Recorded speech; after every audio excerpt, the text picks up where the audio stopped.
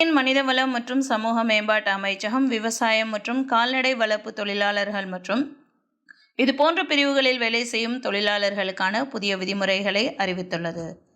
நிறுவனங்கள் அல்லாது தனிப்பட்ட முதலாளி மற்றும் ஸ்பான்சர்களின் வீடுகள், தனியார் பண்ணைகள் போன்றவைகளில் வேலை செய்யும் தொழிலாளர்களுக்கு இந்த விதிகள் பொருந்தும்.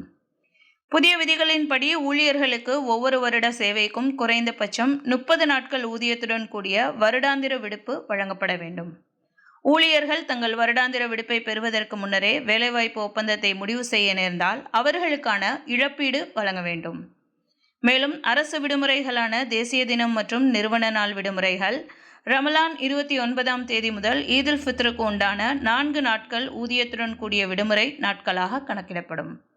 எந்த ஒரு தொழிலாளியும் ஒரு நாளில் 8 மணி நேரத்திற்கு மேல் வேலை செய்யக்கூடாது என்றும், ஓய்வு மற்றும் உணவுக்கு இடைவேளை இல்லாமல் தொடர்ச்சியாக 5 மணி நேரத்திற்கு மேல் வேலை செய்ய கட்டாயப்படுத்தக்கூடாது என்றும், இந்த ஓய்வு காலங்கள் வேலை நேரத்தின் ஒரு பகுதியாகவும் கணக்கிடப்படுகின்றன.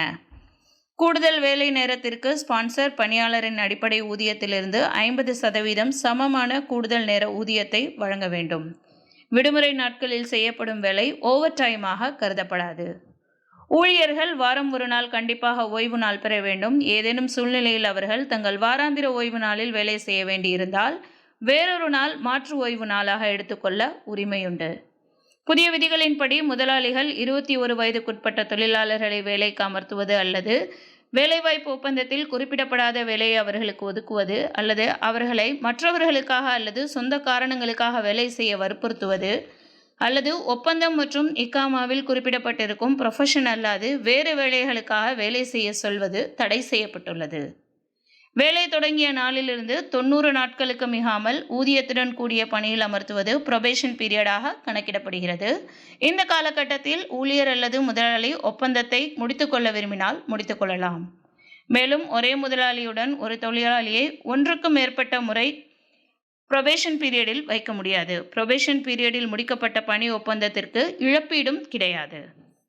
பணியிடத்திற்கு உள்ளேயோ அல்லது வெளியேயோ பணியாளருக்கு பொருத்தமான குடியிருப்பு இடம், பொருத்தமான உணவு அல்லது நிதி உதவித்தொகை, வசிக்கும் இடம் வேலை செய்யும் இடத்திற்கு அருகில் இல்லை என்றால் அதற்கான போக்குவரத்து வசதிகள், நிதி உதவித்தொகை ஆகியவற்றை முதலாளி வழங்க வேண்டும்.